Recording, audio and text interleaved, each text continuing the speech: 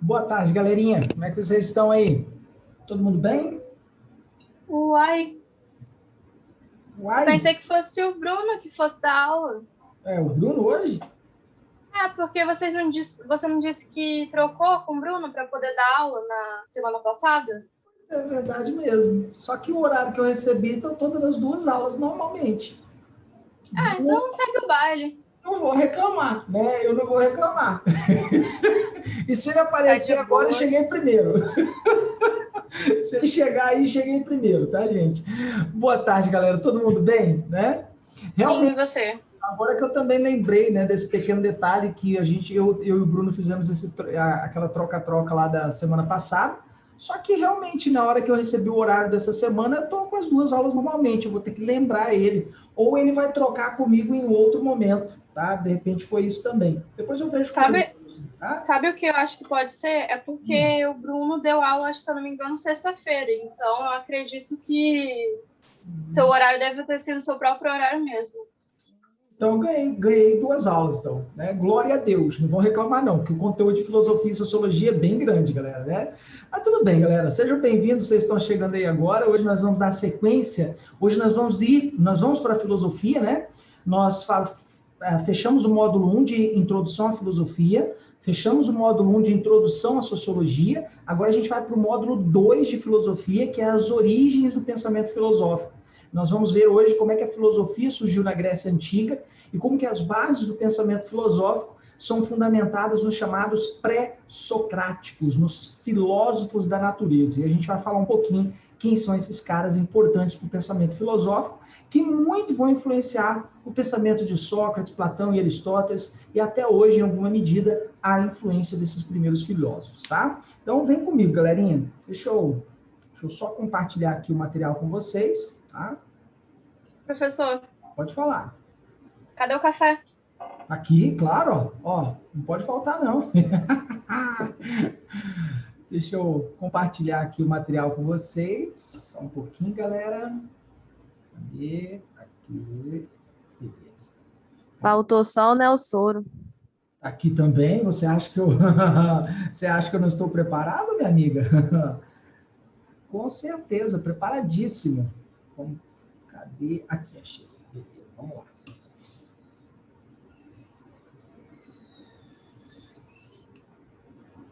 Beleza, galera. Tá aparecendo aí para vocês assim, ó, os primórdios da filosofia grega. Sim. Módulo 2. Sim. Beleza? Sim. Que logo depois que eu terminar com esse material, eu vou disponibilizar para vocês lá no blog da turma de vocês, tudo bem? Então, assim que eu fechar esse material, eu disponibilizo ou no grupo do WhatsApp ou no blog da turma, vocês que escolhem depois, tudo bem? Então, hoje nós vamos tratar das origens do pensamento filosófico, como que a filosofia surge na Grécia Antiga, por que a filosofia surge na Grécia, por que não entre os romanos, por que não entre os egípcios, mesopotâmicos, né? Os chineses, os indianos, mas por que a filosofia surge justamente lá na Grécia? Então a gente vai debater um pouquinho sobre isso, as teorias que tentam explicar o porquê do surgimento da filosofia justamente no mundo grego antigo, tudo bem? É importante destacar também que essa nossa aula de hoje, né, deixa eu procurar aqui rapidinho. Isso, aqui. Deixa eu botar aqui. Deixar isso aqui, que fica chamando a atenção. Aí, beleza, então. Então, galera, né, hoje a gente vai tratar das origens do pensamento filosófico. E eu separei duas questões para nós, no finalzinho, a gente vai corrigir duas questões do Enem, para vocês entenderem como é que esse conteúdo é cobrado no Enem. Que vocês vão ver que, gente, é barba, cabelo e bigode, é chupetinha no mel de fácil questões que envolvem os primórdios do pensamento filosófico, os pré-socráticos. Tá? A gente vai ver que é muito fácil, muito tranquilo mesmo o conteúdo e que é cobrado no Enem. Muito é cobrado no Enem, tudo bem? Então a gente vai começar, como diria o grande filósofo, né, pelo começo, né? Galera, apareceu alguma barra na frente do PowerPoint aí para vocês ou tá normal? Não, tá normal. Normal, né? Beleza, então. Estranho. O meu antivírus é Panda, né? E de vez em quando ele fica panguando. Mas tudo bem. Vamos lá então, pessoal. Professor, esse negócio de antivírus aí não tá com nada, não. Só serve para comer memória RAM. Pois é, rapaz. Vou te contar. De vez ou outra ele aparece uma barra aqui do antivírus na frente da tela e zica o negócio todinho. Agora, por exemplo, a barra tá aqui ainda. Já mandei ela fechar. Não fechou ainda não. Ele tá processando. Tá processando se vai fechar ainda. E aí a barra não aparece para vocês, aparece só para mim. Misteriosamente, né? Mas enfim. Então, galera, o que se trata dessas bases do pensamento filosófico? Né? A primeira coisa que a gente tem que entender é o seguinte, que antes da filosofia, os homens na antiguidade, eles tentavam explicar o mundo e os fenômenos da natureza através dos mitos, tá? Quando a gente busca a etimologia dessa palavra, mitos, a palavra mito vem do latim, do grego, né? Mitos, M-Y-T-H-O-S, mitos, e do latim fábula. Para ambos os casos, significa narrativa imaginativa.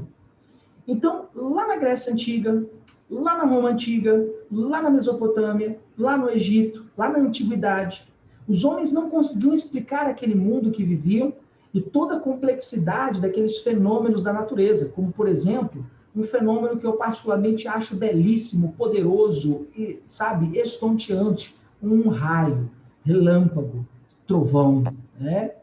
Uma luz incandescente, seguido de uma descarga elétrica poderosíssima e um som ensurdecedor.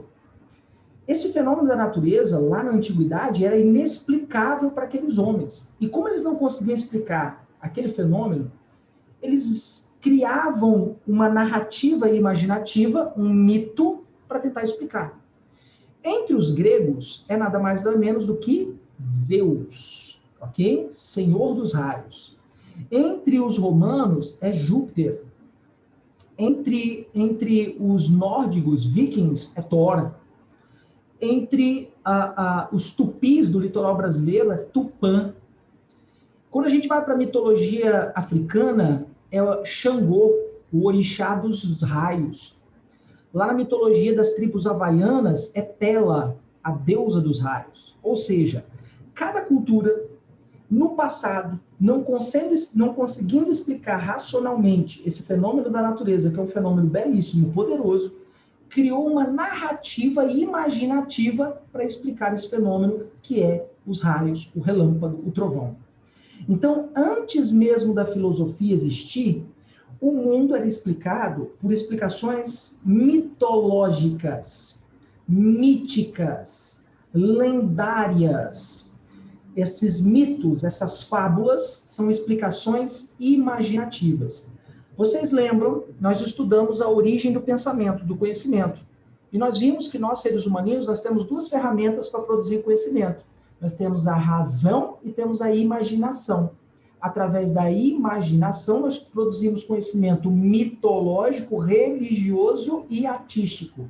Ou seja, a imaginação daquele homem lá na antiguidade usou os mitos para explicar o mundo em que eles viviam.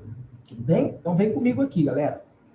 Então, voltando aqui ao nosso material aqui, que eu vou digitar bonitinho. Então, quando a gente fala mito, vem do grego. Mitos, do grego, ok? Ou do latim, fábulas, do latim. Para ambos os casos, significa narrativa imaginativa. São narrativas imaginativas, ou seja, que usam a imaginação, ok? Beleza, professor, eu entendi a etimologia, o significado, a origem da palavra mitos. Então, antes da filosofia, quem explicava tudo eram os mitos. Então, antes da filosofia, o mundo era explicado pelos mitos. Tudo bem até aí? Beleza? Vamos lá, então. Partindo desse pressuposto, né, que o mito tem esse poder de explicar, qual seria a função? Tá? Qual seria, então, professor, por que os gregos usavam os mitos? A função dos mitos é de explicar o universo, tentar tranquilizar o homem frente a um fenômeno tão poderoso como os raios.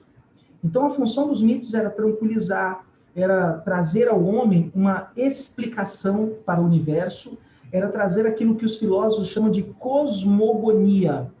Cosmo, ordenação. Gonia, gênesis, origem. É uma ordenação para explicar a origem de tudo. Então, como eu vou explicar a origem de todas as coisas do universo? Através de uma cosmogonia. Tá? Uma cosmogonia é a tentativa de explicar o universo. É a tentativa de trazer ordem ao caos. Caos é a desordem, ok? A ordenação é o cosmos. Então, vamos lá. Vem comigo aqui que eu vou botar isso aqui bonitinho aqui para vocês entenderem melhor. Tudo bem? Então, a função do mito é explicar o universo, tentar trazer ordem ao caos. Tudo bem? Resumidamente, um mito, ele tenta trazer uma cosmogonia, tá? Uma cosmogonia. Cosmo significa ordenação. Mais genia, Gênesis do primeiro livro da Bíblia, né? Que trata da origem, né? Gênesis significa origem. Então, uma cosmogonia não passa de um mito, uma explicação mitológica para tentar trazer ordem àquilo que parece o caos. Então, nesse sentido, uma cosmogonia, ela tenta explicar o universo, tenta trazer ordem ao caos, tá? Então, o mito nada mais é do que um tipo de cosmogonia. Tudo bem até aí, pessoal? Vamos lá. Perguntas.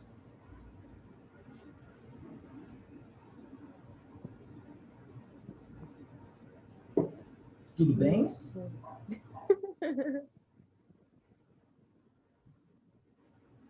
Beleza, galera? Podemos continuar então, né? Deixa eu ver se tem alguma pergunta aqui no chat.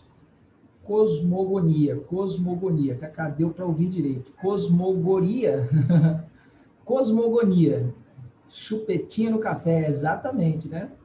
Muito bom, Cacá. Roi, prof. Roi. Beleza, então, galera. Show. Vamos lá, então. Vamos dar sequência, então, à nossa aula. Então, repito. Os mitos são explicações, são narrativas imaginativas. Tentam explicar o universo antes mesmo da filosofia. Inclusive, a filosofia surge para fazer frente a esses mitos. A filosofia surge através do pensamento lógico e racional para combater os mitos. Bem? Então, antes da filosofia, o mundo era explicado através de mitos. E os mitos tentam trazer uma explicação ao universo, trazer ordem àquilo que era o caos. Os mitos tentam tranquilizar o homem, aqui, ó, vou destacar aqui, ó, tranquilizar o homem frente ao mundo que era inexplicável. E aí os mitos aparecem, são criados pela imaginação do homem para explicar esse mundo complexo, esse mundo cheio de fenômenos naturais, esse mundo muito intrigante que é o mundo em que vivemos. Tudo bem? Beleza, professor, entendi então. Então, como é que era a cosmogonia, professor, do mundo grego antigo, tá? Como é que os gregos antigos pensavam essa coisa chamada de cosmogonia, tá? O exemplo da cosmogonia grega está no poeta romano Ovídio. O poeta romano Ovídio escreveu uma obra chamada As Metamorfoses, que no século I a.C. tentou explicar a cosmogonia do mundo grego antigo. Basicamente, segundo os gregos, tudo começou a partir do caos. Caos seria o ser primordial. Caos não tinha ordenação, muito pelo contrário, caos é a desordem. Caos não era definido, caos era a falta de ordem. E aí, do caos, surgiu Gaia, a terra, Eros, o amor, Tártaro, que é o submundo, Nix, a noite, e Erebo, que é a escuridão. Professor, isso é o quê? Isso é uma cosmogonia grega.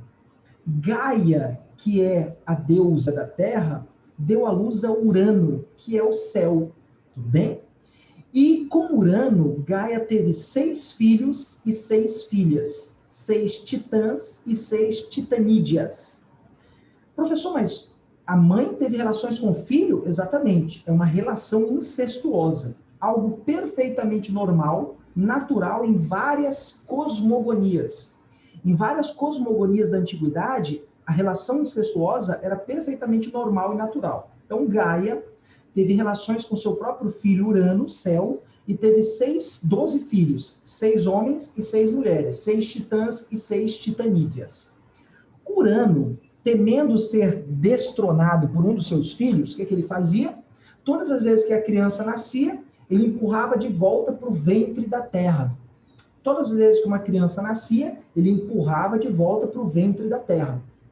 E Gaia, a terra, cheia de dores, né, convenceu um dos seus filhos, Cronos, o titã do tempo, não o tempo do nosso relógio, o tempo cronológico, é o tempo da natureza, tá? Ela convenceu um dos filhos, Cronos, a castrar o pai Urano. E aí Gaia retirou do seu interior uma lâmina, a qual forjou uma foice e entregou ao Cronos. E o Cronos foi lá e cortou fora o bingolim do Urano. O Cronos se casou com Reia, que é a irmã, sua irmã, né, a irmã dele, e titã do compromisso. E com Reia, o Cronos teve 3 filhos. E todas as vezes que os filhos nasciam, o Cronos ia lá e devorava os filhos, porque ele também tinha medo da profecia que caía sobre o pai, de que um dia um filho ia destroná-lo. Então o Cronos ia lá e devorava os filhos todas as vezes que eles nasciam, né? E aí, né, a Reia foi até Gaia e pediu ajuda a ela. E aí a Gaia, titã da terra, disse a ela, olha, enrola uma pedra, enrola um lenço numa pedra, um lençol numa pedra, e entregue a pedra envolta no lençol para ele, e deixe ele devorar a pedra. E esconda a criança no fundo do Tártaro. E foi assim que Reia fez. Entregou uma pedra envolta em um lençol para o Cronos devorou a pedra, pensando ser a criança, e escondeu a criança no fundo do Tártaro. Lá no fundo do Tártaro, essa criança aprendeu a dominar os raios. Essa criança era nada mais nada menos do que Zeus. Tá? E aí, com o auxílio dos irmãos, Zeus volta e vence Cronos, se tornando o deus de todos os deuses. Como vocês puderam perceber, essa história é uma viagem na maconha, né? É uma viagem naquele café mofado, né?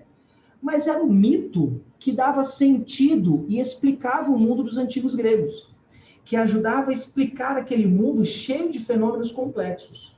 É assim que era através dessa cosmogonia, cosmo-ordenação, gonia-gênesis, que os gregos tentavam trazer ordenação ao caos. Tentavam dar um sentido, explicar a existência do mundo ao qual eles viviam. Tudo bem, pessoal? Perguntas? Vamos lá, dúvidas? Minha única pergunta é como é que ele comeu uma pedra e não percebeu? É aquela velha história, né, gente? É mito, tá? É mito, tá? Isso aqui, né? Não tem nada de realidade nisso, né? Tudo bem, galera? Não, mas, pô, se for parar pra pensar, se ele já estava habituado já a comer os próprios filhos, como é que ele conseguiu diferenciar? Muito estranho isso. Deveria saber, né? O sabor é diferente, né? Sei lá, uma pedra é um pouquinho mais dura, né? Do que uma criança, né? Deveria ter essa, né? Mas não conseguiu diferenciar, não. Professor, pode falar. Eu perguntei ali em cima no chat, mas esse negócio do incesto acontecia só na mitologia, nos mitos, ou era uma parada comum na sociedade? Então, a sociedade grega e a sociedade romana condenavam a relação incestuosa depois da formação da polis. Antes da fase, principalmente grega, na fase palaciana, que vocês estudaram lá, provavelmente, com esse menino, né, o Bruno Bagunça, vocês estudaram a Grécia Antiga, estudaram a fase da civilização cretomicênica, que é a fase da sociedade palaciana, da talassocracia. Nessa época existiam relações incestuosas. Depois que o tempo passou um pouquinho, que houve a formação das polis, no período arcaico, aí não. Aí, inclusive, relações incestuosas eram abominadas, era condenada aos olhos daquela sociedade. Agora, os romanos tiveram vários momentos que imperadores romanos tiveram relações com suas próprias irmãs, né? O Calígula, por exemplo, teve uma relação incestuosa com a sua própria irmã Drusila. Quando a gente volta em outras civilizações, como o Egito Antigo e a própria Mesopotâmia, os reis, a exemplo do faraó do Egito, para deixar o sangue real puro, o que ele fazia? Ele tinha relações sexuais com a sua própria mãe ou com a sua própria irmã para gerar um próximo imperador, um próximo faraó que tivesse o sangue puro da dinastia. É claro que às vezes a criança nascia defeituosa, com algum problema mental, né? Mas era o que eles faziam. Mantinham relações incestuosas para gerar filhos que tivessem o mesmo sangue, o sangue da realeza faraônica. Mas isso é elemento de culturas específicas. Aí o que acontece? Vem a tradição judaico-cristã, e a tradição judaico-cristã condenou veementemente relações incestuosas. Sem contar, né, sem esquecer que na Bíblia, né, os filhos de Adão e Eva, para prosperar e procriar a humanidade, as primeiras relações foram relações incestuosas. Tá? Então, existiam relações incestuosas na Bíblia, existiam práticas de incesto em sociedades arcaicas, como egípcios, mesopotâmicos, gregos no início e romanos também. Mas depois do cristianismo foi amplamente condenado, tá, gente? Tudo bem? Inclusive é proibido por lei na legislação brasileira. Incesto de primeiro grau, claro, né? Tudo bem? Beleza, galera? Tranquilos? Sim. Ok. E aí, galera, né? Deixa eu ver se tem alguma pergunta. Como é essa mitologia? A Grécia é entrar um povo, isso acontecer normalmente. Cadê? Sim, kkk. Esse conteúdo ficou em sexto lugar. Vocês vão pro inferno aí, esses comentários aí, né? Professor, mas qual é o sentido disso? Por que é proibido na legislação? Na legislação? Porque hoje em dia, no caso, antigamente até entendo por uma questão de tipo, enfim, puritanismo, essas paradas, mas hoje em dia, por que o Estado se mete nessas coisas? Não faz muito sentido. Então, a questão das leis do Estado perpassam pelos valores cristãos. E você, querendo ou não, as bases dos valores do nosso país, do Ocidente, são valores cristãos. Tudo bem? Então, esse é o primeiro ponto. Segundo ponto, porque relações incestuosas geram filhos que podem nascer com defeitos físicos. Então, para evitar essa questão da deficiência física, se também condena a relação incestuosa. Então, tem uma questão religiosa, cultural, e tem uma questão médica sanitária. Tudo bem? E lembrando que o ônus de uma criança defeituosa, com defeito físico mental, defeito físico aparente ou defeito, algum problema mental, pode ser um ônus para o Estado, porque o Estado vai ter que sustentar essa criança, né? Então, entre outras questões, isso também. Agora, relação incestuosa de segundo grau, de primos, isso não é condenado pelo Estado, tá?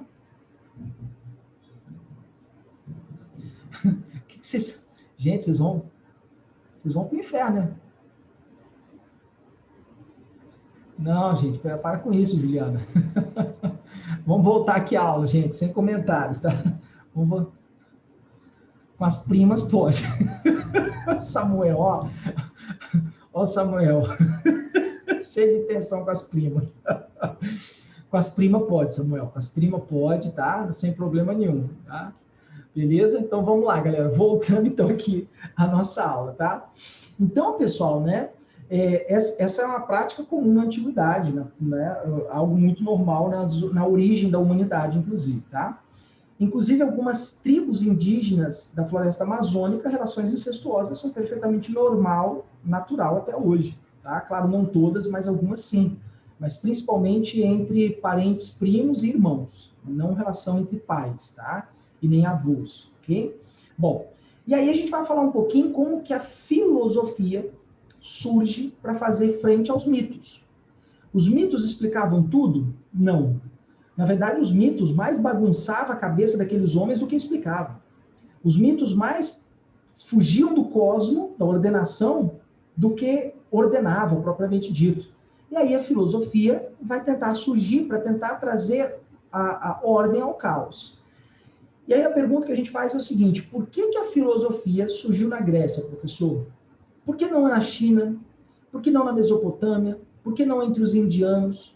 Por que não entre os egípcios? Por que na Grécia? O que tinha de especial na Grécia para a filosofia surgir nessa região, no mundo grego antigo? Agora, é importante, galera, é verdade que um dos legados da Grécia Antiga foi a filosofia. A gente fala da Grécia Antiga, a gente fala da democracia como legado, nós falamos da filosofia como legado, mas se a gente voltar um pouquinho no Oriente e for estudar a China, tudo bem? Cerca de um século antes de Sócrates falar a famosa frase, conhece-te a ti mesmo, um século antes, um cara chamado Sun Tzu, em um livro que eu acho fantástico, necessário para todo mundo que quer entender a vida, um livro chamado A Arte da Guerra. O Maquiavel também escreveu um livro com o mesmo nome, A Arte da Guerra, tá? Mas o Sun Tzu, lá no Oriente, escreveu um livro também chamado A Arte da Guerra. E antes mesmo de Sócrates falar a famosa frase, conhece-te a ti mesmo, a Arte da Guerra, 1000 anos antes, já escrevia assim, conhece-te a ti mesmo e conhece-te ao teu inimigo e não temerás o resultado de 1000 batalhas. Olha que frase poderosa para você colocar no nickname do seu Facebook. Conhece-te a ti mesmo, conhece-te a teu inimigo e não temerás o resultado de 1000 batalhas. Quem é o inimigo de vocês que vem pela frente? O Enem, entende? Conhece-te a ti mesmo, suas limitações, aonde você precisa reforçar, quais são suas fraquezas. Conhece-te ao teu inimigo, o que o Enem exige de você, quais são as habilidades e competências. E você não precisa temer o Enem. Você vai feliz pro Enem, com sangue no olho, faca no dente, aquele cafezinho violento na veia. Então, galera, né? 1000 anos antes de Sócrates, Sun Tzu, em A Arte da Guerra, escreveu isso aí. Então, muito provavelmente, o berço da filosofia não foi a Grécia coisa nenhuma. Foi a China. Porém, mais todavia, no entanto, como a cultura ocidental é dominante no mundo, infelizmente, a cultura chinesa, a filosofia chinesa foi deixada de lado e abraçamos a filosofia e o pensamento grego.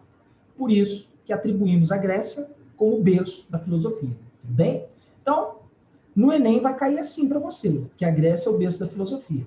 Eu, particularmente, eu acredito que a China pensou filosofia muito antes do que os gregos, mas é minha opinião, tá? Então vamos lá.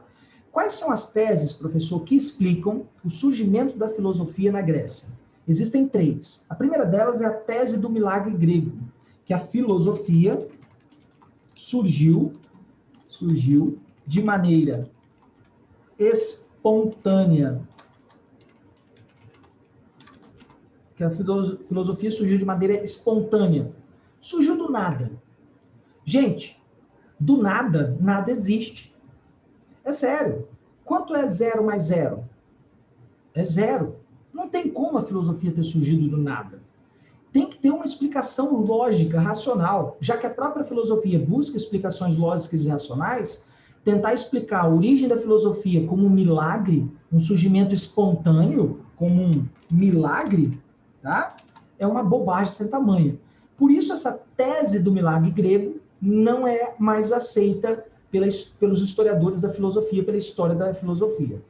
A outra tese é a tese do orientalismo. Tá? Essa tese do orientalismo destaca que a Grécia, que a filosofia surgiu na Grécia a partir da influência de outros povos. Povos como os egípcios, que conheciam como ninguém a matemática, nada mais racional do que a matemática. Inclusive, grandes filósofos foram grandes matemáticos. A tese os babilônicos, que conheciam a astrologia, a astronomia como ninguém. Tá? Então, essa tese do orientalismo se dá pela influência de povos orientais, como egípcios e babilônicos. Tá? Então, Então, egípcios e babilônicos teriam influenciado no surgimento da filosofia. Tá, se eles influenciaram, por que eles mesmos não criaram filosofia? Né? Se eles influenciaram, por que eles mesmos não criaram a filosofia? E aí ainda fica a pergunta.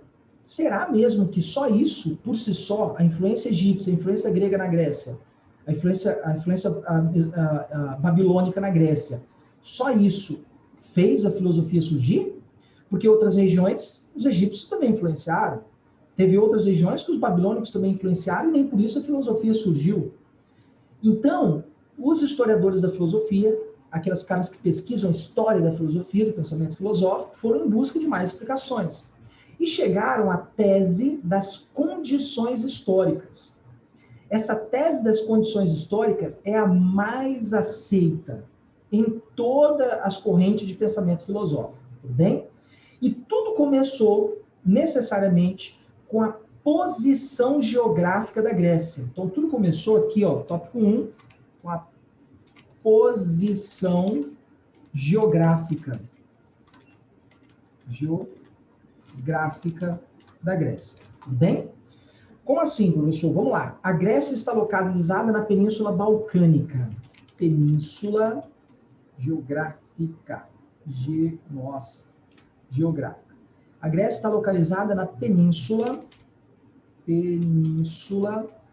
Balcânica, ou as regiões dos Balcãs. Tá? Essa região tem uma característica muito peculiar. 80% do território são maciços rochosos. Bem? Ou seja, tem um monte de montanhas, de rochas nessa região. Sem contar que o clima é quente. O clima, ele é quente e seco no inverno e frio. Perdão, ele é quente e seco no verão e frio e úmido no verão e frio e úmido no inverno. Professor, esse clima tá meio doido, né? Muito doido. Porque o comum, o natural, é que se o clima está quente no verão, a água evapora, formando massa de ar úmida. Se a água evapora, tem umidade no ar. Então, ao invés de ser seco, o ar é úmido. Só que lá na Península Balcânica, as rochas funcionam como esponjas. Esses maciços rochosos funcionam como esponjas que puxam a umidade do ar, mesmo quente, deixando ele seco. E no frio é o contrário. No frio, a umidade deveria ser menor. Por quê, professor? Porque a água congela, ela fica pesada e cai. E o ar frio, você sabe, ele é mais denso, mais pesado. No inverno, as gotículas de água congelam nas paredes dessas pedras e as rochas não puxam mais a água da umidade do ar. E, consequentemente, é o inverno frio, tá? E úmido. Por quê, professor? Porque a umidade ainda está ali no ar e não é puxada pela pedra, né? Então, o clima é muito diferente e o relevo é muito acidentado.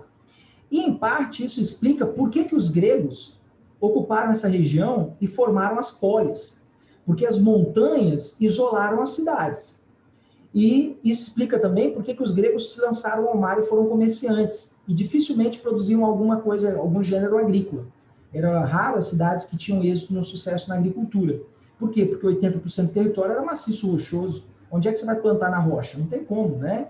Então, era nessas regiões de vales que as cidades-estados gregas surgiram. Então, essa posição geográfica, tudo bem, contribuiu, de certa forma, para um certo isolamento das cidades e contribuiu também para que os gregos se lançassem ao mar. Então, o outro fator é a navegação. Os gregos foram grandes navegadores, grandes conhecedores do mar. E ao se lançarem no mar, e aí eles se lançaram no mar também, graças à existência de portos favoráveis à navegação. A exemplo do porto de Pireu, de Atenas, que era um porto de águas tranquilas e favoráveis. E ao se lançarem nas navegações, eles entraram em contato com outros povos. E ao entrar em contato com outros povos, eles desenvolveram o comércio. Aqui, ó, vamos lá. Desenvolvimento do comércio. Aqui, ó. Então, posição geográfica, navegação, desenvolvimento do comércio. Eu estou citando 3 fatores, 3 condições que influenciaram no surgimento da filosofia, tá bem? E com o contato comercial, com o comércio, eles entraram em contato com outros povos. Que povos, professor? Egípcios, babilônicos, fenícios, os romanos. Eles foram entrando em contato com um monte de povos. Então, graças à navegação, eles se lançaram ao mar para fazer comércio, e graças ao comércio, eles entraram em contato com outros povos, tá? Então, eu estou salientando aqui 3 condições. Mais uma condição importante, galera. O desenvolvimento da polis, tá? E também o desenvolvimento da matemática. Professor, por que a matemática é importante? Primeiro, para registrar o que era comercializado. Então, tem aqui o desenvolvimento da matemática.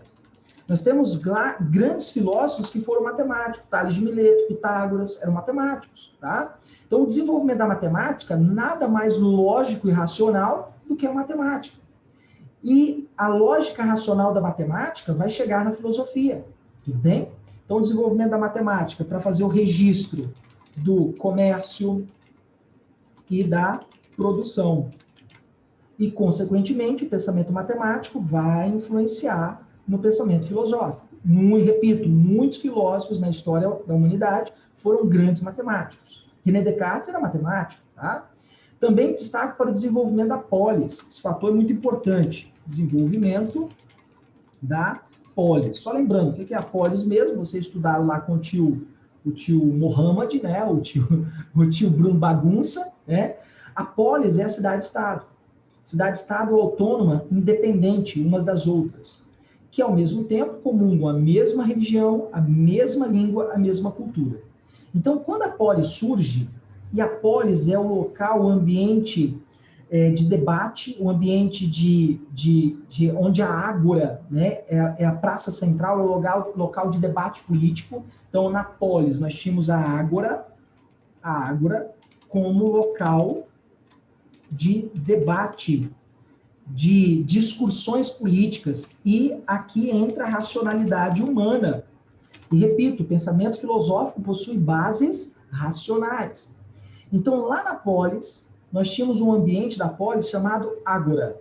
A ágora era a praça central, o local onde todo cidadão, homem, exemplo de Atenas, filho de pai e mãe ateniense, se encontrava.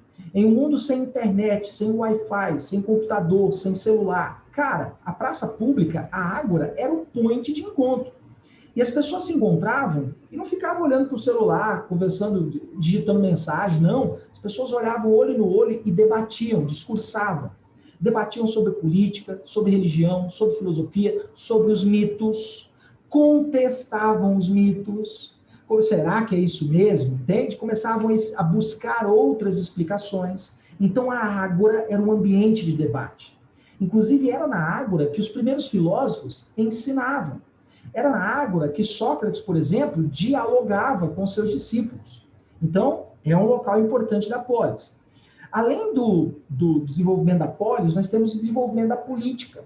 E um dos fatores que mais contribuíram para o surgimento da filosofia foi a criação das leis. E as leis, vocês sabem, é a expressão maior da nossa racionalidade. Então, eu tenho aqui o surgimento, a criação da política.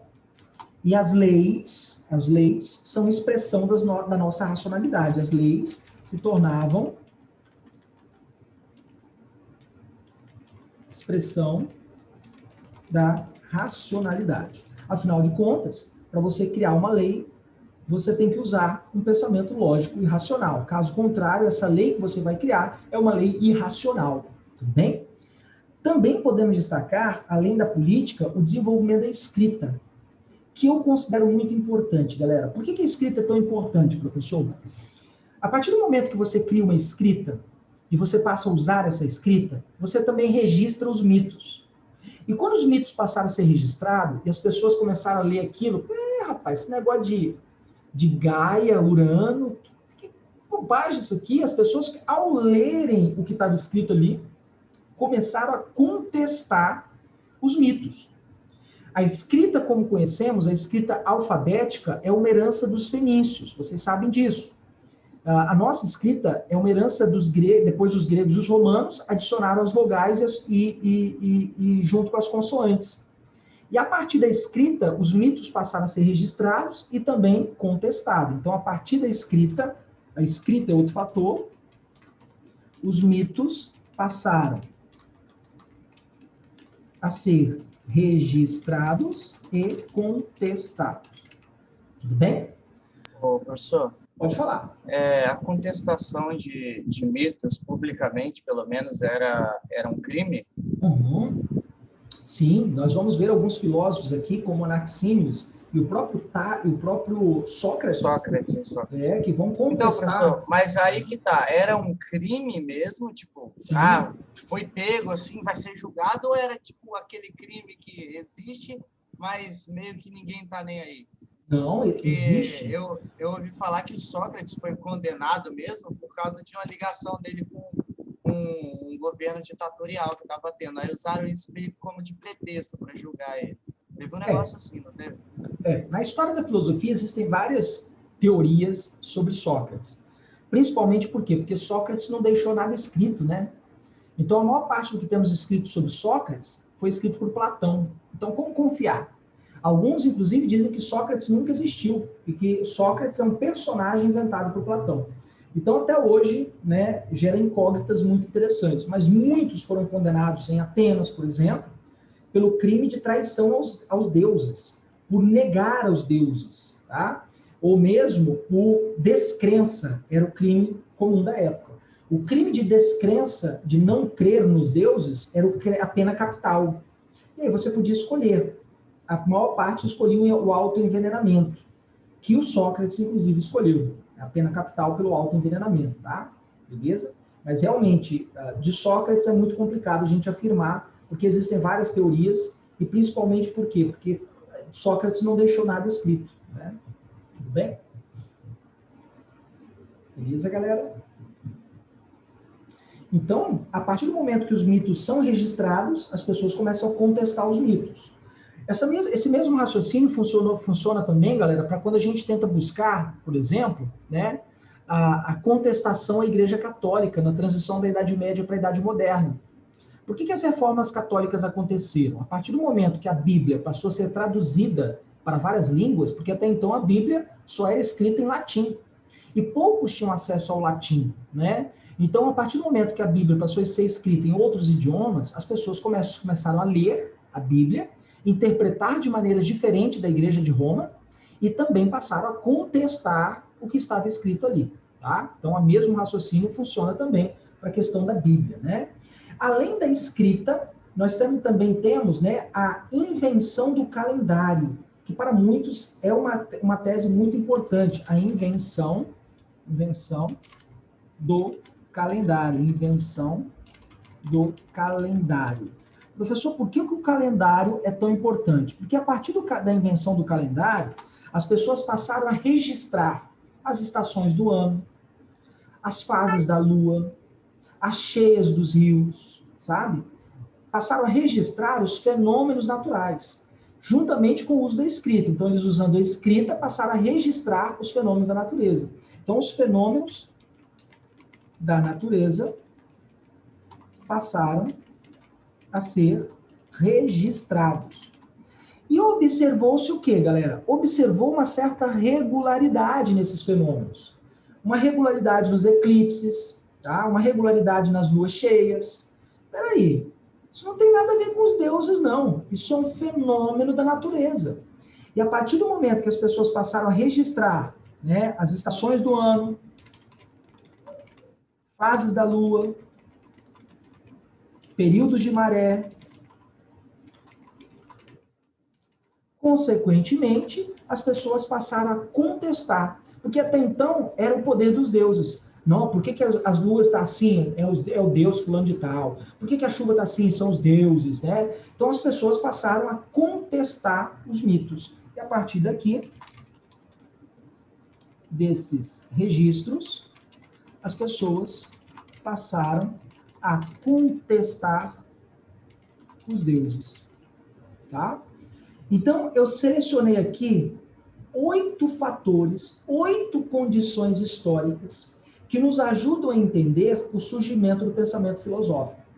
A tese das condições históricas, hoje, é a tese mais aceita na historiografia e que mais é cobrada no Enem.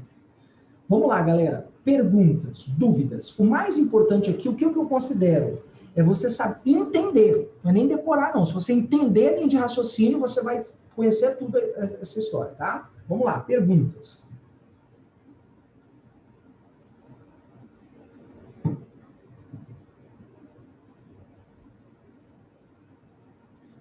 Guilherme está perguntando, professor, está gravando essa aula? Estou sim, Guilherme. A aula está sendo gravada, tá?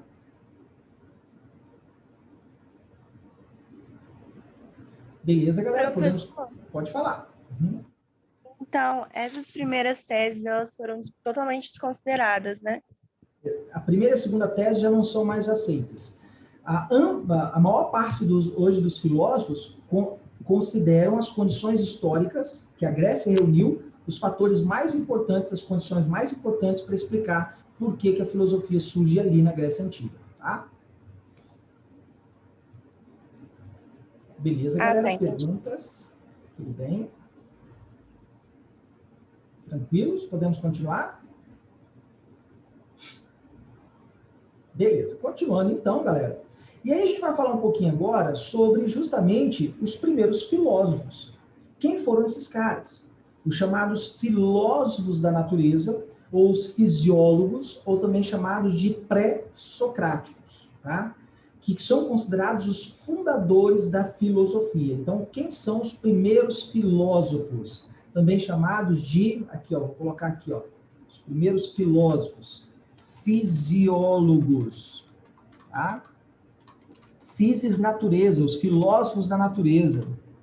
Os filósofos da natureza.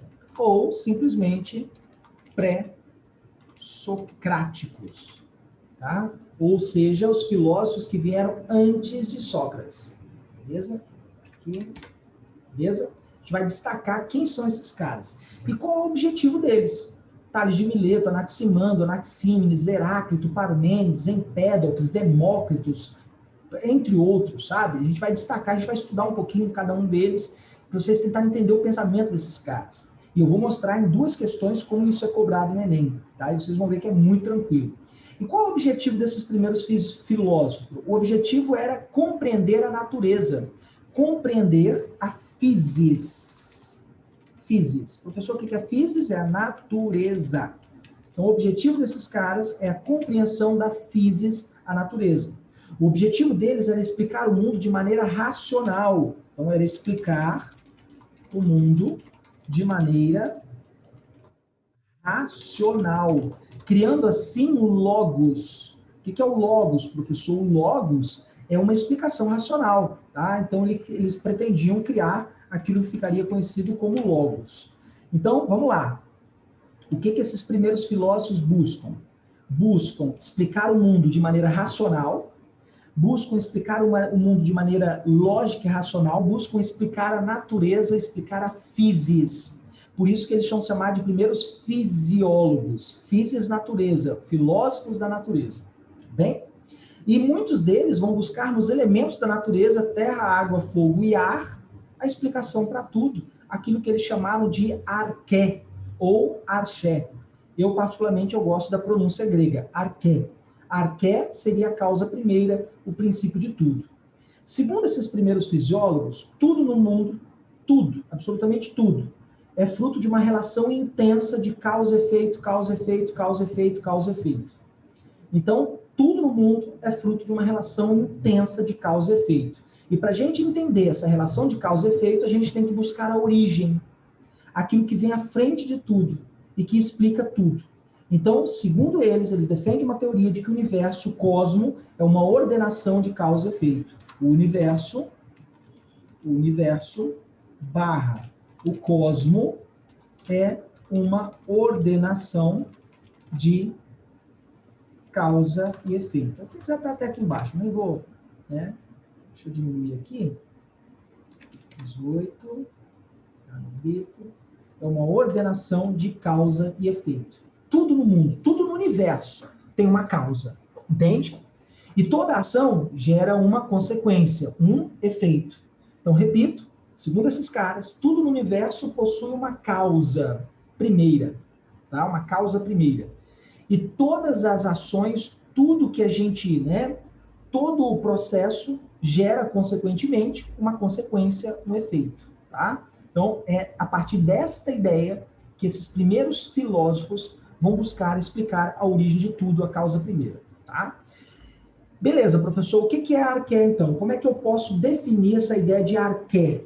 Tá? Ou melhor dizendo, de a causa primeira. A causa primeira, aqui, ó é a arqué. A causa primeira tem 3 definições para ela. A causa primeira pode ser definida como origem, aquilo que está à frente, e começo, o princípio de tudo. Então, é a origem, aquilo que está à frente. Ok? É o começo de tudo. Beleza? Essa é a primeira... Deixa eu diminuir aqui. Essa é a primeira definição do significado de arqué. Origem, aquilo que está à frente, começo de tudo. Ok? Ou também pode ser definido como aquilo que está na frente e, por isso, comanda todo o resto. Tá? É aquilo que está na frente e comanda ou explica, tá? Vou trocar aqui, explica todo o resto. Ok? E também pode ser definida como o princípio constitutivo das coisas do ser doente, tá? É o princípio constitutivo das coisas do ser. Ser, em grego, ente, tá? Então, o princípio constitutivo das coisas do ser doente é o início de tudo, o princípio de tudo. Professor, está confuso. Explique isso melhor. Vamos lá. Deixa eu abrir aqui em tela cheia. Aqui. Beleza. Vocês estão vendo aí o dominó, um derrubando o outro, um derrubando o outro, um derrubando o outro, um derrubando o outro. Tudo bem? Vamos lá. Vamos tentar definir, então, cada uma dessas frases aqui. Origem, aquilo que está à frente, começo de tudo. Vamos lá. O começo de tudo está aqui, ó. Começou tudo aqui. Então, esse aqui é o número 1. Beleza? Esse é o número 1. A primeira explicação aqui, ó, tá? Princípio, a origem, ou seja, aquilo que está à frente, começo de tudo. Aquilo que está na frente e explica todo o resto. Aqui, ó, aquilo que está na frente, tá aqui na frente, ó. E explica todo o resto. Também é arqué. Princípio constitutivo das coisas, do ser doente. O ser é o ente, tá? O ente é a maneira como os gregos chamavam o ser. Vamos lá, galera. Esse aqui, o primeiro dominó, então é o 1. E o primeiro dominó aqui, quer dizer, o último dominó, aquele que está na frente, é o 2. Tudo bem? Vamos lá. Todo mundo entendeu por que é o 1 e por que é o 2?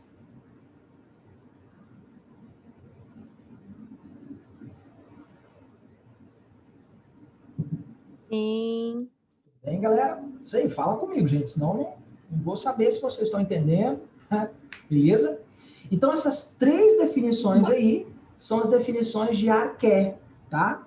Arqué, princípio, origem, a causa primeiro de tudo, ok? Beleza, professor. E quem são os caras, esses fisiólogos ou filósofos da natureza, esses pré-socráticos? São 3 as escolas pré-socráticas. A escola jônica, a escola italiana, também chamada de Eleata, em homenagem à cidade de Elea, na Itália. Eleata. A escola pluralista, tá? A escola jônica, ela parte da ideia de que a causa primeira, o princípio de tudo, estava nos elementos da natureza. Elementos da natureza que são perceptíveis a sentidos: terra, água, fogo e ar. Ou seja, profundamente relacionado às nossas experiências sensoriais. Nessa escola nós temos Tales de Mileto, Anaximandro, Anaxímenes, Heráclito. Essa escola estava localizada na região da Jônia, especificamente na Ásia Menor, onde hoje é a atual Turquia. Pelo nome, região da Jônia, escola jônica. Tudo bem? Então, a escola jônica buscou a arqué, a causa primeira, o princípio de tudo, nos elementos da natureza. Os elementos buscou a arqué nos elementos da natureza. Professor, que elementos da natureza são esses? Vamos lá. Aqui, ó. Terra, água, fogo e ar. Ok? Elementos que são perceptíveis aos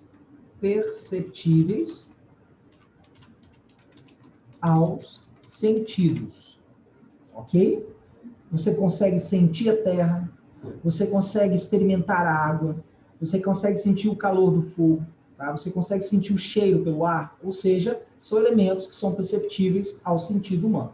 Beleza? A escola italiana, por sua vez, ou Eleata, ela parte da ideia de que a causa primeira, o princípio de tudo, não é uma substância material, não é algo perceptível ao sentido, mas sim um conceito abstrato, não perceptível ao sentido. Então, aqui eles partem da ideia de que é um conceito abstrato, não perceptível aos sentidos. Como assim, professor? A gente vai estudar, por exemplo, aqui, o Pitágoras. O Pitágoras ele vai dizer que a causa primeira, o princípio de tudo, eram os números. Os números era a causa primeira. A gente vai falar sobre ele mais em breve, tá? E a escola pluralista, plural, mais de um, né, vários, né, ela aceita tanto elementos da natureza quanto as explicações abstratas. Ela aceita tanto a explicação da escola jônica quanto a explicação da escola italiana. Então, na escola pluralista, ela considera que não havia apenas uma arqué. Então, não há apenas uma arqué, mas sim várias. Ela aceita tanto a explicação dos fenômenos, dos elementos da natureza, quanto de conceitos abstratos. Professor, posso dizer que a escola pluralista é a união da escola jônica com a italiana? Não. Por que não? Porque a escola pluralista criou sua própria tese. Criou sua própria tese com base que pode ser tanto elementos da natureza, como pode ser uma explicação abstrata. Então, não é que eles pegaram ideias da escola jônica e pegaram ideias da escola italiana. Eles pegaram o conceito, mas as ideias não. Eles não pegaram, por exemplo, a água de Tales de Mileto e os números de Pitágoras. Não fizeram isso. Tá? Então, cada escola criou a sua explicação para tentar, né, necessariamente dar um sentido à origem de tudo, à causa primeira, o princípio ordenador de todas as coisas. Tudo bem, pessoal? Todo mundo entendeu a diferença da escola jônica, escola italiana e escola pluralista? Sim. Tudo bem? Beleza? Show. E aí a gente vai começar a falar dos filósofos propriamente dito. Então, vamos começar a estudar cada um deles. E aqui o bicho vai pegar, tá? No bom sentido. Porque vocês vão tentar que a gente vai montar junto um grande mapa mental dessas escolas pré-socráticas. Vamos começar pela escola jônica. Escola jônica, tá? A escola jônica foi fundada por Tales de Mileto, por Anaximandro, Anaxímenes e Heráclito. São os 4 grandes nomes dessa escola jônica. E aí a gente vai começar pelo primeiro deles, Tales de Mileto, galera. Tales de Mileto foi nada mais nada menos, segundo Aristóteles, o primeiro filósofo. Ele é considerado, por muitos historiadores, aqueles que pesquisam a história da filosofia, como sendo o primeiro filósofo da história. Tá? Ele não deixou nada escrito. Tudo que temos sobre Tales de Mileto são relatos de outros autores. Tales era um comerciante de sucesso, o que, de certa forma, lhe permitiu, né, fazer várias viagens pelo mundo. E nessas várias viagens pelo mundo, ele era sempre um observador inquieto. Ele era dono de uma curiosidade de um intelectual única. Ele era muito curioso, ele queria entender tudo como funcionava. E você sabe que a base do pensamento filosófico é o quê? Buscar explicações, buscar compreender, né? E ele vivia observando, analisando tudo, para saber como as coisas funcionavam. Ele vivia observando, e vocês sabem, a observação, né, a análise e observação é a base do pensamento científico, e ele vivia observando. E é uma história muito interessante, contada pelo historiador Heródoto, que o Tales, ele estava caminhando, contemplando as estrelas, pensando nas estrelas, quando de repente ele caiu dentro do buraco. Né? Se machucou, professor? Não, não se machucou não. Aí uma escrava passava e riu dele. Ficou rindo, kkkk, né? Alguém que vive no mundo da lua, kkkk, né? E aí o Tales bateu a poeira, né? Eu vivo no mundo da lua, mas eu sou o único que posso viver nesse mundo. Você vive no mundo da escravidão. É aquela velha ideia de que, é claro que se essa história é verdade ou não, a gente nunca sabe, porque Tales não deixou nada escrito. Essa história bate de frente com o mito da caverna. Aquele que é escravo não pode pensar, sequer é livre para pensar. Aquele que é livre para pensar. Então ele pode ficar refletindo, pensando e até mesmo cair no buraco, se necessário, né? E aí uma das viagens que ele fez para o Egito, tá? Ele viajou em vários lugares do mundo como comerciante, ele que é muito observador, o Tales percebeu a importância da água para a vida naquela região desértica e árida. E ele viu o Egito seguinte, areia do lado, areia do outro, deserto, árido, seco, mas aonde o rio Nilo cortava, transbordava a vida. Aonde a água passava, a vida transbordava. E aí ele chegou à seguinte conclusão, de que a arqué, a causa primeira, o princípio de tudo, de todas as coisas, é nada mais nada menos do que a água. A água é o princípio de tudo. Tudo bem? Então, segundo Tales de Mileto, a arqué, deixa eu aumentar aqui para ficar mais visível para vocês, tá? Deixa eu aumentar aqui. A arqué, o princípio de tudo, o elemento constitutivo de todas as coisas é a água, tá? E de onde ele tirou essa ideia, professor? Dessa viagem que ele fez para o Egito, bem, tirou dessa viagem, e de um pensamento lógico e racional, porque segundo ele, onde há umidade, há vida. Onde existe umidade, a vida transborda. Então, segundo ele, onde há umidade,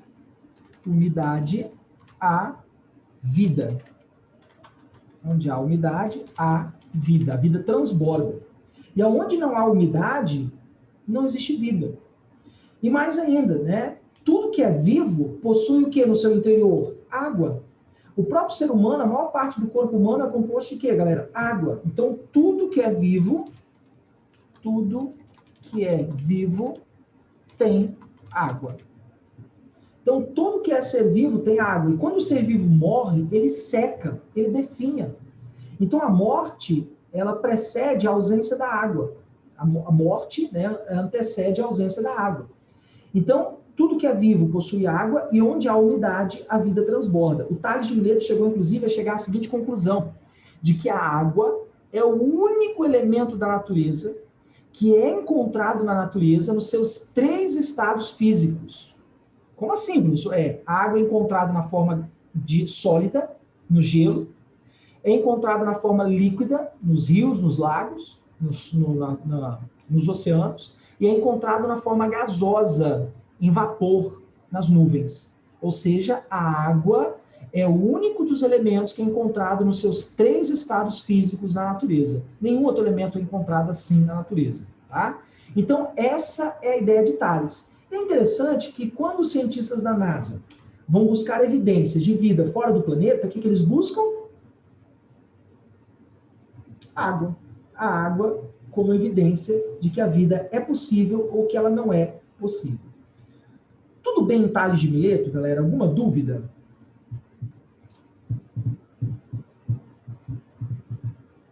Tudo bem, galera? No Tales? Beleza? Deixa eu ver se tem alguma dúvida aqui, não.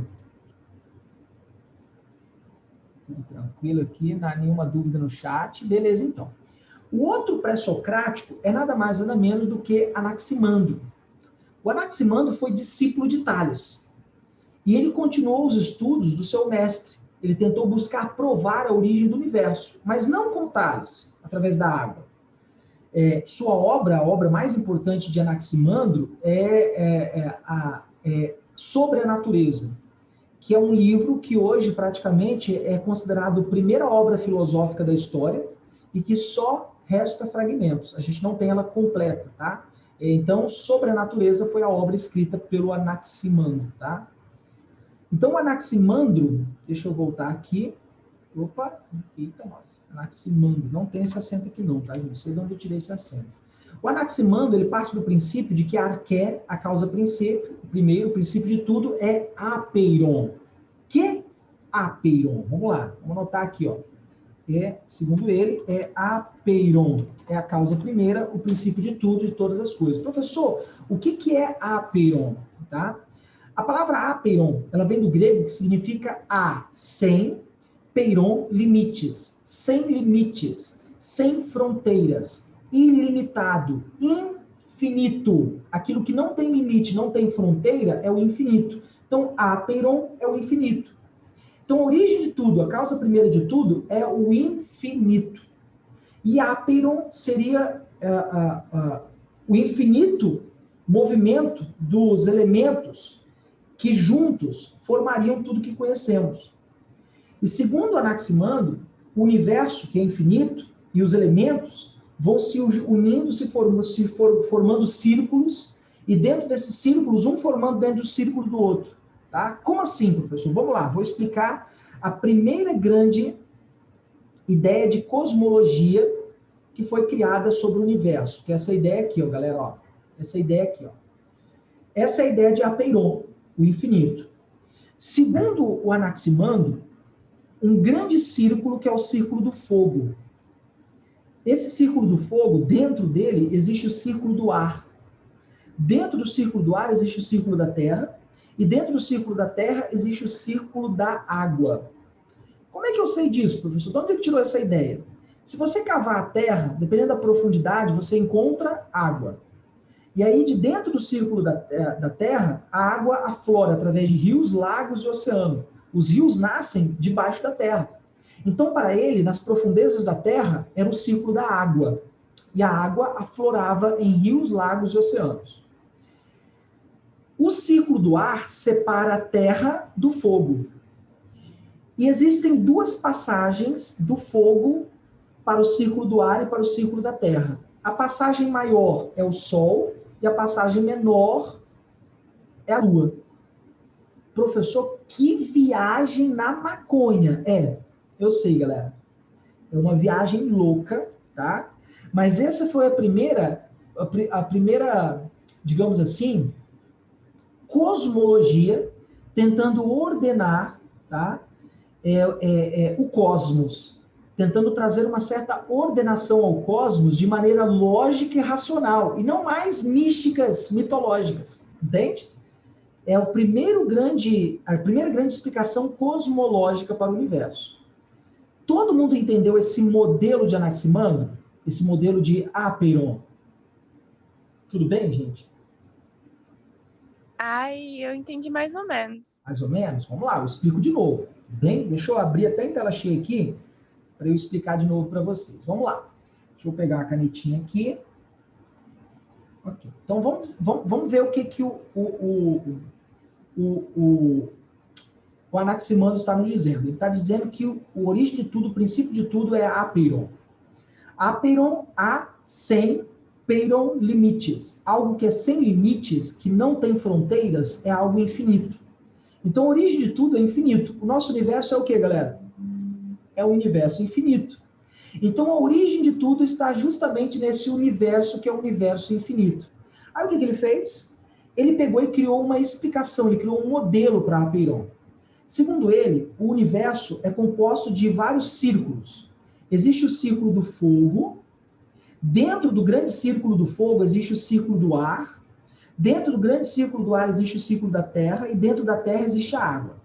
Como é que ele provou isso, professor? Cava a terra. Dependendo da profundidade que você escava, você vai encontrar o lençol de água. O lençol freático, o lençol de água. E aí, automaticamente, segundo ele, no fundo da terra existe água.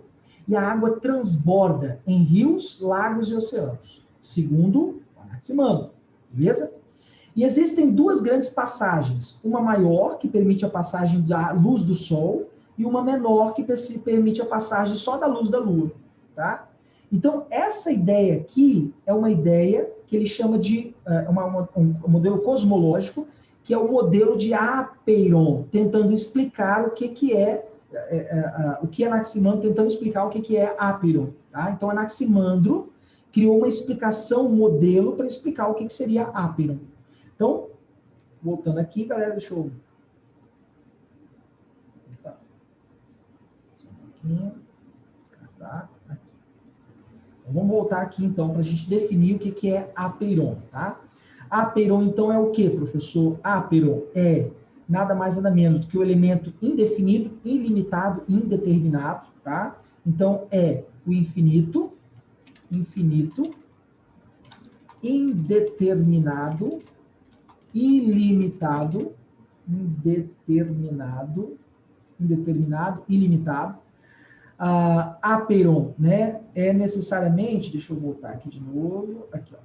Aperon é necessariamente, né, o movimento circular entre fogo, água, terra e ar, tá? Então, desse movimento circular do fogo, ar, terra e água, é que surge o quente, o frio, o seco e o úmido. Então, é do movimento circular, aqui, ó, movimento circular do fogo, do ar, da terra e da água, é que tudo surgiu. Então, desse movimento, do movimento circular de Aperon, é que a vida transborda, é que o mundo existe. Vamos lá, galera. Perguntas, dúvidas?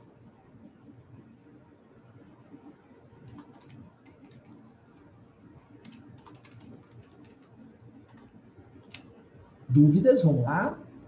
A colega, a Júlia, tudo bem, Júlia? Agora entendeu? Agora eu consigo entender, professor. Beleza. Sei que parece uma viagem aqui no meio no café mofado, mas nada que supere o talento de vocês, tá? Vamos lá, galera. Perguntas.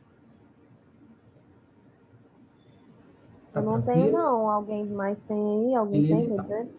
E aí a gente vai falar agora um pouquinho sobre nada mais nada menos do que o Anaxímenes. O Anaxímenes, ele vai partir do princípio de que a arqué, a causa primeira, o princípio de tudo, é a pneuma, é o ar. O Anaxímenes, ele foi discípulo de Anaximandro, mas não concordava com seu mestre. Ele, inclusive, dizia que Apeiron mais parecia com o caos do que com a ordenação. E também não concordava com Tales de Mileto, com a ideia da água. E o Anaxímenes foi o primeiro a afirmar que a Lua não possuía luz própria, que ela apenas refletia a luz do Sol. Ele foi o primeiro a afirmar isso, tá? E afirmava também que a Terra era plana, tá? Ou seja, ele era um terraplanista, né? E o seu livro em prosa recebe o mesmo livro do nome de Anaximandro, Sobre a Natureza. E ele discordava, repito, de Anaximandro, dizendo que sua concepção, repito, se assemelhava ao caos. E ele defendia o seguinte, que a causa primeira, a origem de tudo, o princípio de todas as coisas, estava na pneuma. Professor, o que é a pneuma? Pneuma é o ar. Né? Então, para ele, a causa de tudo, o princípio de tudo, era pneuma. Pneuma. Pneuma é o ar. Bem? Como assim, professor? O ar era a causa de tudo. Segundo o Anaxímenes, todas as coisas que existem são resultados da condensação ou da rarefação do ar. Nas palavras do próprio Anaxímenes, como nossa alma, que é ar, assim também é todo o cosmo, o sopro do ar que mantém. O ar está presente praticamente em toda parte, sendo o primeiro e o último movimento da vida. Olha isso, o ar está em toda parte. E é o ar que é o primeiro e o último movimento da vida. Do primeiro fôlego de uma criança ao último suspiro, o ar está ali presente. Então, segundo Anaxímenes, o ar era o elemento primordial de todas as coisas. Está presente em toda parte. Então, o ar estaria... O ar que está presente em toda a parte. Tudo bem? Não só está presente em toda a parte, como o ar também, né, é o primeiro e último movimento da vida. O primeiro e último movimento da vida. É assim que ele explica o ar como a causa primeira, o princípio de tudo. A pneuma, tá? O que é o pneu de um carro? É onde tem o ar. Onde tem o ar o quê? Preso, tá? Sob pressão, que mantém o carro relativamente estável sobre a borracha e sobre o solo, né? Tudo bem, galera? Ok? E o Heráclito é o cara que defende que a Arqué, o princípio de tudo, é o fogo. O fogo que tudo transforma, tudo molda e tudo faz movimentar-se. Como assim, professor? O Heráclito, né, o Heráclito nasceu em Éfeso. E ele ficou também conhecido como o Obscuro, ou o Fazedor de Enigmas. Porque a escrita dele era uma escrita muito complicada, de difícil compreensão. E ele passou a maior parte da sua vida, né, recluso. A maior parte da sua vida ele viveu no templo de Artemis, e mais tarde ele passou a viver em um retiro, meio que um retiro espiritual, nas montanhas de Éfeso. Alimentava-se de plantas, de raízes, de fungos, de gafanhotos. Viveu lá durante muito tempo. E foi lá também que ele contraiu uma doença chamada de hidropsia. A hidropsia hoje é chamada de edema. É uma doença que provoca o acúmulo da anormal de líquido nas células do corpo, tá, galera? E isso provoca inchaço no corpo, um inchaço anormal. E aí ele buscou tratamentos. E dentre os tratamentos, tá, um nada convencional, era de mergulhar, ficar imerso em estrume de cavalo e bois e vacas, em cocô, sabe? Então ele ficava horas imerso na merda. Ficava na merda durante horas. Às vezes até dormia no meio da merda, tá? E diz, inclusive, que ele morreu. A morte dele foi trágica, morreu afogado na merda. Tá? Que coisa bizarra, né? E... Enfim, isso é uma teoria, tá, gente? Ninguém não sabe se é o certo, se ele realmente morreu afogado na merda, se ele contraiu uma doença de pele recorrente nos banhos que ele tomava, mergulhado nessa merda de estrume de animais. E há uma tese, inclusive, que ele teria sido devorado por cães, tá? Enfim, há várias teses, tá? Mas é muito difícil saber o que é fato desses primeiros filósofos, porque há muito pouco registro sobre eles, tá? Então, por que ele defendeu o fogo como causa primeiro a Arqué, professor? Porque, segundo ele, o fogo era o elemento primordial. O fogo que tudo molda, tudo transforma, dá dinamismo à realidade. Então, segundo ele, o fogo tudo molda e tudo transforma. Se você colocar água no fogo, por exemplo, ela vai começar a entrar em movimento. Ela vai começar a ferver e entrar em movimento constante. Ou seja, a água traz movimento, aquilo que é parado, aquilo que é estático. Entende? A água transforma, o fogo transforma, o fogo molda. O fogo traz movimento à água, quando ela começa a ferver. E o Heráclito, né, galera? Ele vai dizer o seguinte, que tudo na natureza está em constante movimento graças ao fogo. Das entranhas da terra ao calor do sol, do calor das entranhas de um vulcão ao calor do sol, tudo na terra se move graças ao fogo. Graças a esse calor, tudo no mundo muda, tudo no mundo está em intenso fluxo, um fluxo perpétuo, um movimento constante, que é justamente a principal característica da natureza. E aí ele defendia a concepção mobilista de mundo. O que é a concepção mobilista de mundo? Que tudo está em constante movimento. Então, ele é defensor da chamada concepção mobilista. Ele é um mobilista, que ele defende que tudo está em constante movimento, que o mundo está em movimento, tá? Que é diferente da concepção monista, de que o mundo não se move. Tá? Então, segundo o Heráclito, o mundo está em constante movimento. O mundo é um constante movimento de todas as coisas. Tudo está em movimento. Essa concepção é chamada por ele de concepção mobilista. E uma frase famosa dele, uma frase famosa dele, nenhum homem pode banhar-se 2 vezes no mesmo rio. Professor, por que nenhum homem pode banhar-se 2 vezes no mesmo rio? Porque nem o rio é o mesmo, nem o homem é o mesmo. E por que o rio não é o mesmo? Porque as águas vão passar. Se você entrar agora no rio e sair e entrar daqui a 5 segundos, a água não vai ser a mesma. E nem você será o mesmo, você será uma pessoa diferente. Porque a pessoa que banhou-se pela primeira vez não é a mesma que se banhou na segunda vez. Então você está em constante transformação e movimento. O mundo está em constante transformação e movimento. O mundo não é estático.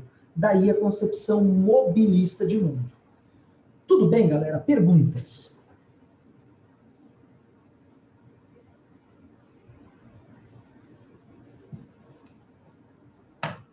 Tudo bem, galera? Tudo. Continuando, então. E aí a gente vai falar um pouquinho agora da escola italiana ou Eleata. A escola italiana, ou também conhecida como Eleata, em homenagem à cidade de Elea, lá na Itália, tá? Italiana ou Eleata. Eleata.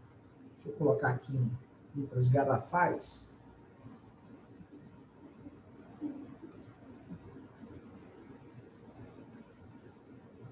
Escola italiana ou Eleata. Dois representantes dessa escola, professor Pitágoras e Parmênides.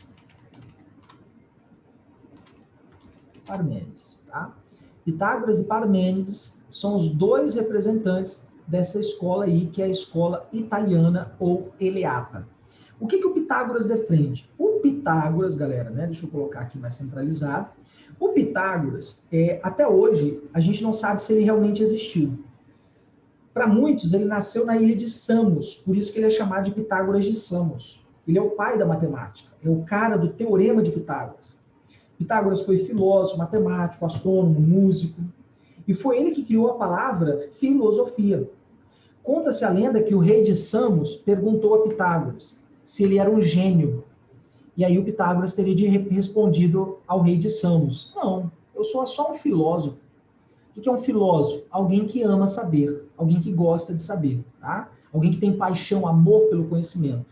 E repito, pouco se sabe sobre a vida de Pitágoras. Alguns filósofos dizem que ele nunca existiu, tá? Tudo que se sabe dele, sobre ele, foi escrito séculos depois de sua morte, curiosamente, tá? E sabe-se, por exemplo, que ele foi fundador de uma seita que misturava matemática, filosofia, astronomia, música, em uma espécie de doutrina religiosa que buscava purificar a alma por meio do conhecimento, do pensamento matemático. Aí você me pergunta, professor, como é isso?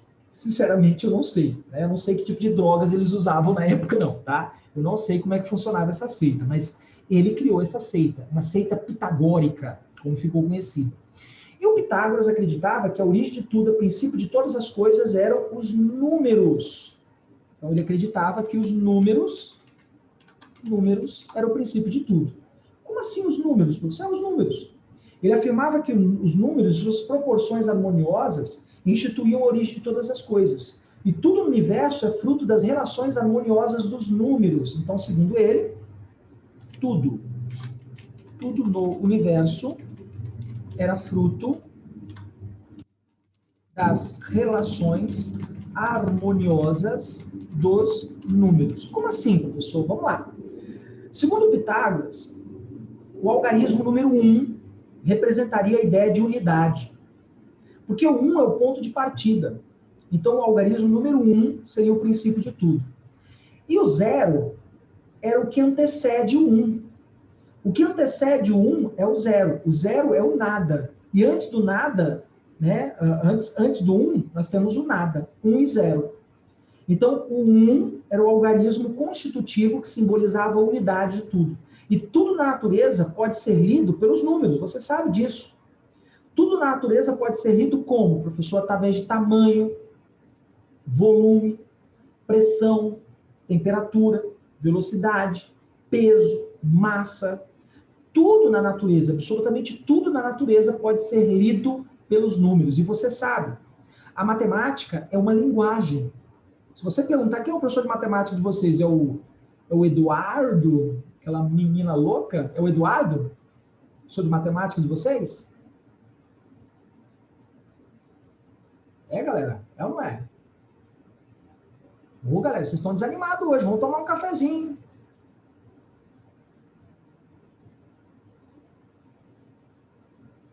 É isso aí. É o Eduardo, né? Então, se você perguntar ao Eduardo, a matemática é uma linguagem? É uma linguagem. É a linguagem do universo, segundo Galileu Galilei. O Galileu Galilei foi o primeiro a teorizar que a matemática, os números, são a linguagem do universo. Tudo, absolutamente tudo na natureza, você pode ler através de números. Através de massa, volume, pressão, temperatura, velocidade, tamanho, e etc. Tá? Então, o Pitágoras partiu da ideia de que o universo é constituído por números. Professor, será? Vamos lá. O que é a internet? A rede mundial de computadores. Como que você, nesse exato momento, está recebendo áudio, imagem, e praticamente em tempo real? Eu estou na minha casa, você está aí na sua casa, eu ouço vocês me ouvem, em tempo real. Existe uma câmera me filmando, um microfone captando a minha voz, eu consigo ouvi-los. O que permite isso, professor? Um código binário. Um código binário de 1 e 0, 1 e 0. 1 e 0, 1 e 0, 1 e 0. Se vocês tiverem curiosidade, vai na internet, digite lá, tradutor de código binário. Aí você vai, igual o Google Tradutor mesmo, vai aparecer 2 barras, uma para você digitar a palavra e do outro o código binário vai aparecer para você. Digita o seu nome. Digita lá, Diogo Barcelos. Digita lá, Iago Chen. Digita lá, Júlia Esperandil. Que você vai ver a tradução em código binário. É a maneira como o seu computador lê o seu nome. É sério. O que é o processador do seu computador? O processador do seu computador, ele capta esses códigos binários e traduz esse código binário em áudio e vídeo, em cor, em som. Cara, isso é fantástico. O mundo da internet, o mundo virtual, é um mundo de código binário. De 1 e 0, 1 e 0, 1 e 0, 0 e 1, 1 e 0, 0 e 1, 1 e 0, 0 e 1. Então, nesse exato momento, você está recebendo a imagem desse PowerPoint, vendo a minha imagem, recebendo essas cores, esse som, graças a um sistema de código binário. Esse código binário é o mundo da internet, é o mundo virtual. Então, Pitágoras não está tão errado assim não, né, gente? Olha que doideira isso, né? E, para a gente fechar nossa aula de hoje, 5h50, a gente vai até às 18, né? Parmênides. O que Parmênides nos ensina, professor? O Parmênides, ele vai dizer o seguinte, ele que é o filósofo do ser, ele que inaugurou a metafísica, além, física, physis, natureza, aquilo que está para além da natureza. Aquilo que está para além da natureza é o metafísico. Aquilo que está para além do físico é o metafísico. Além do físico é a essência, sabe? É o inteligível. Foi ele que inaugurou essa ideia de metafísica. E ele foi o primeiro a buscar a essência do ser. O que seria a essência do ser, professor? É aquilo que é imutável, é aquilo que é perfeito, tá? A essência é aquilo que está para além da aparência. E tudo aquilo que está para além da aparência é a essência. Então, por exemplo, você vai lá e olha um livro, a capa de um livro. Ah, gostei desse livro não. O que você está fazendo? Você está julgando pela aparência. Ah, não gostei da capa desse livro não, esse livro deve ser horrível. Você está julgando a aparência do livro. Como é que você vai captar a essência do livro? Só há um caminho aqui, ó. Tem que ler. Quando você finalmente ler o livro, você vai captar a essência desse livro. Então, ele foi o primeiro filósofo a defender que, para conhecer o mundo de verdade, tinha que se captar a essência do ser. Então, ele defende que a causa primeira, o princípio constitutivo de tudo, é nada mais nada menos do que... Aqui, ó. É nada mais nada menos do que o ser. O ser. Ou o ente. Tá? O ser ou o ente. Ente é a mesma coisa que ser. Bem? Beleza, professor. E aí? A teoria de Parmênides ela está centrada no que ele chamou de ser. O ser das coisas é o princípio fundamental. É baseado em uma espécie de ideia infinita e universal da essência. Então, tudo que é ser possui uma essência. É isso que ele está dizendo. Isso aqui possui uma essência, não é só uma caneca de argila, de porcelana. Tem uma essência por detrás disso. Ok? Essa caneta possui uma essência. Existe algo além da aparência dela. Tá? Então, tudo que existe possui um ser, ou seja, tudo que existe possui uma essência. O que não existe não pode ser pensado. E se não pode ser pensado, não possui uma essência. E a frase famosa dele, o ser é e ou não ser não é. Como assim, professor? Não é o sentido de existir. Essa frase indica que o ser, ou seja, aquilo que existe, pois é idêntico a si mesmo. E indica a si mesmo. O professor está muito confuso. Vou resumir isso num exemplo clássico. Eu sou um ser humano, então eu existo. Tudo bem? Eu sou um ser humano. E eu sei que existo. O meu cachorro é um ser, mas ele não é um ser humano. E não sendo um ser humano, o meu cachorro, ele não sabe que ele existe. Eu sei que ele existe. Por que eu sei que ele existe? Porque eu busquei a essência daquele cachorro. Entende? Eu, como um ser pensante que sou, busquei a essência dele. Professor, que viagem na maconha. Mais ou menos desse nível, galera. Então, eu sou um ser humano. Eu sei que sou um ser humano. Não só sei que sou um ser humano, porque por ser um ser, eu existo. E o meu cachorro, ele é um ser, mas ele não é um ser humano. Ele é um ser vivo, mas ele não é um ser vivo, um ser humano.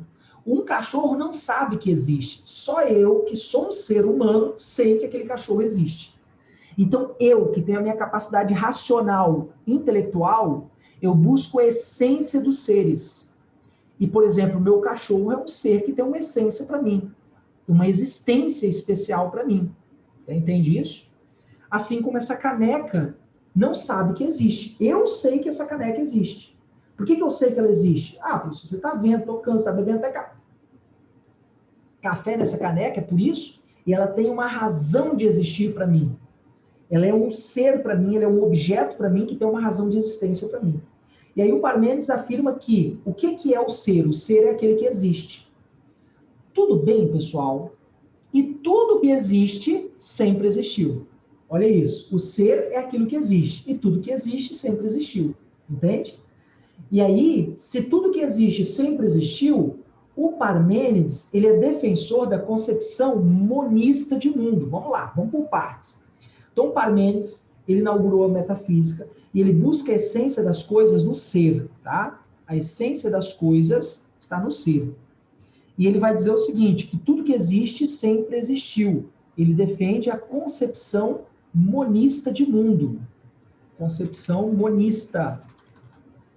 Monista. O que é a concepção monista, professor? Que o mundo não se move.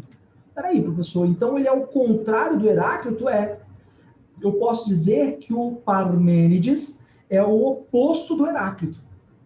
Parmênides e Heráclito são filósofos que estão brigando entre si nas suas ideias. Eles são opostos, eles são opositores nas suas ideias. Enquanto o Heráclito defende que o mundo está em constante movimento de transformação, o Parmênides vai dizer que não.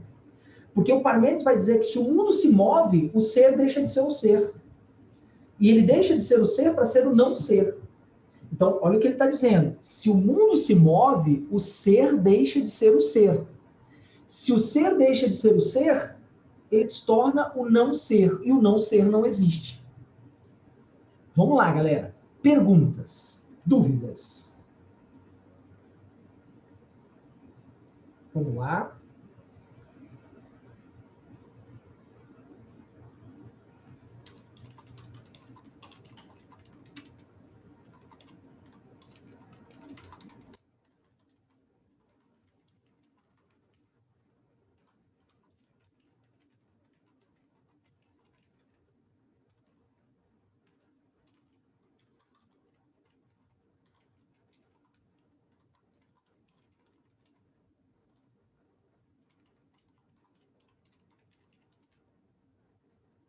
Esse eu considero o cara mais chatinho de todos, o Parmênides. Mas ele não é difícil não, tá, gente?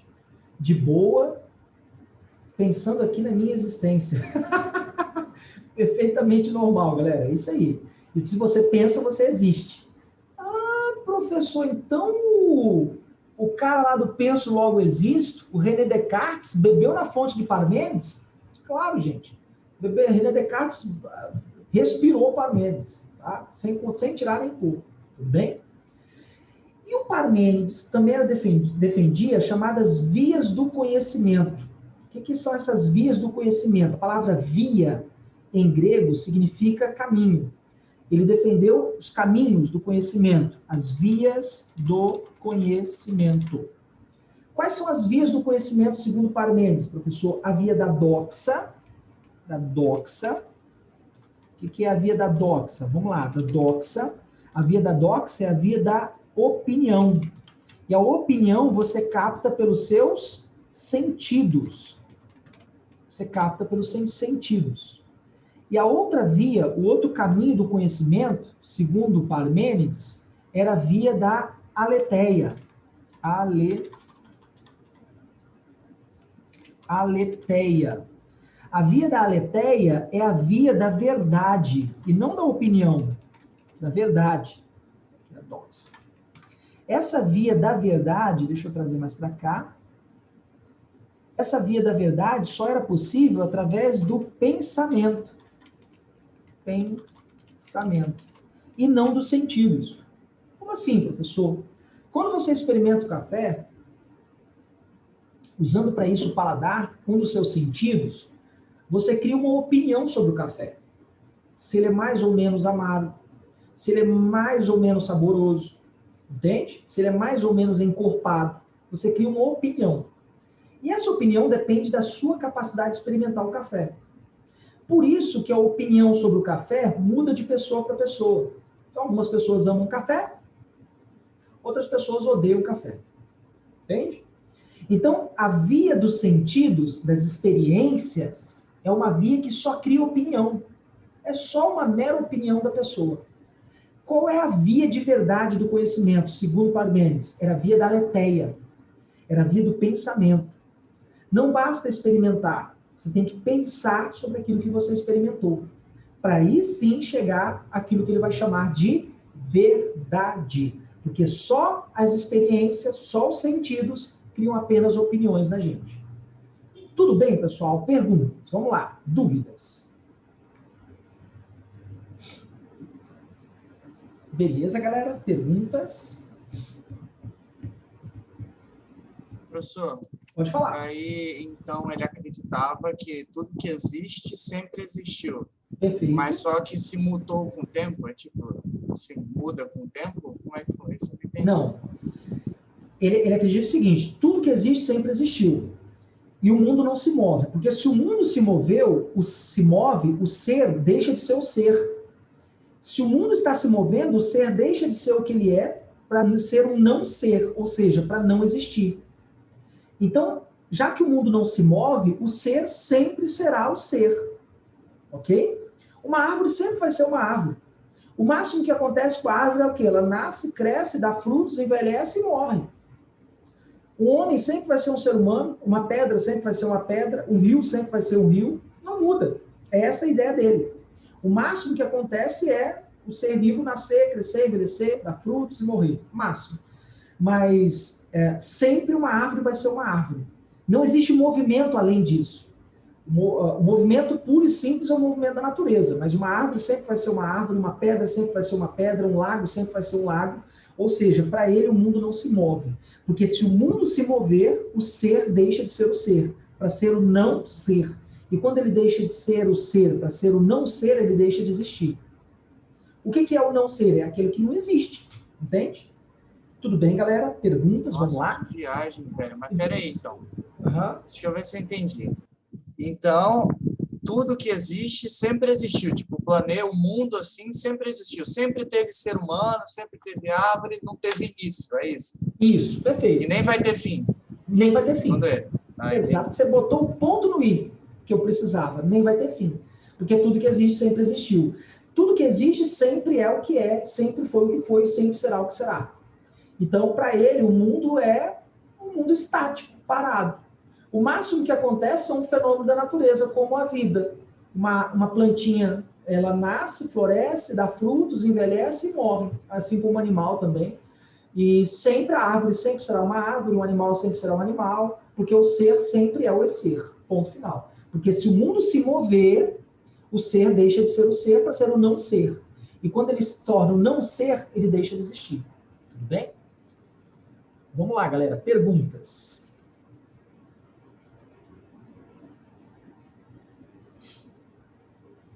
Tem uma pergunta aqui do Samuel. Aqui, Samuel, pensando aqui na minha existência, será que eu existo? Faz o teste aí, Samuel. Sei lá, belisca você mesmo, se vê se você sente dor, e mesmo assim, você ainda não terá certeza que existe, né? Sofia, professor, segundo Parmênides, quando o ser muda, ele deixa de existir. Seria o não ser no caso. Mas o próprio não ser existe? Não. O não ser, ele não existe. Tá? O não ser é a falta de existência. Se não existe, ele não é o ser. Tá?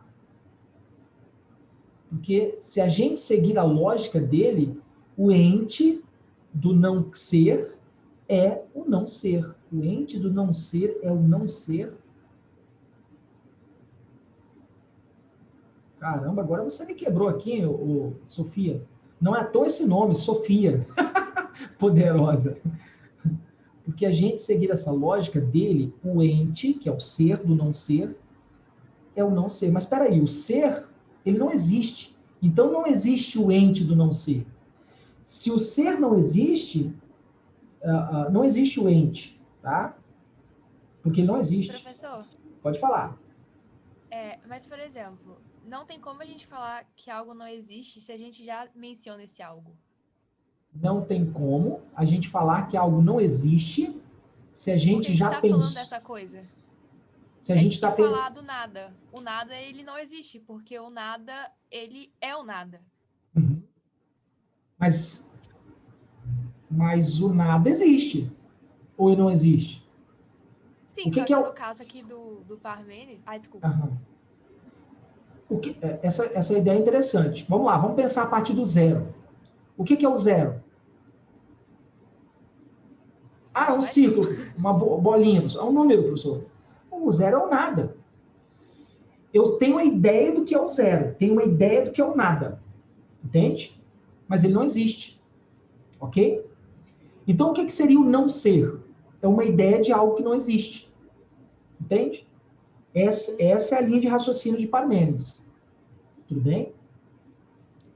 Entendi. Ok, galera? Beleza? Acho que nesse caso, quando você muda a sua essência, que é imutável. A essência deveria ser imutável, né? Realmente, Guilherme. Deveria, né? Sim, Parmênides quando você muda. Beleza? Beleza, galera? Perguntas? Vamos lá? Dúvidas? Tranquilos? Gente, então na próxima aula, a gente vai falar da última escola, que é a escola pluralista de Anaxágoras, Demócritos e Empédocles. E aí a gente resolve 2 exercíciozinhos, que são esses exercícios aqui, ó. Um do Enem de 2017, olha, pertinho, tá? E um do Enem de 2015, ok? E é curioso que a cada um ano cai e o outro ano não. Um ano cai e o outro ano não. É mais ou menos essa linha de raciocínio do Enem sobre pré-socráticos. E aí a gente volta para a sociologia para falar de Durkheim, tudo bem? Beleza, galera? Perguntas? Tranquilos? Gente, obrigado pela atenção, tá? Bom descanso para vocês e até nossa próxima aula semana que vem, tudo bem? Tchau, galera. Um abraço.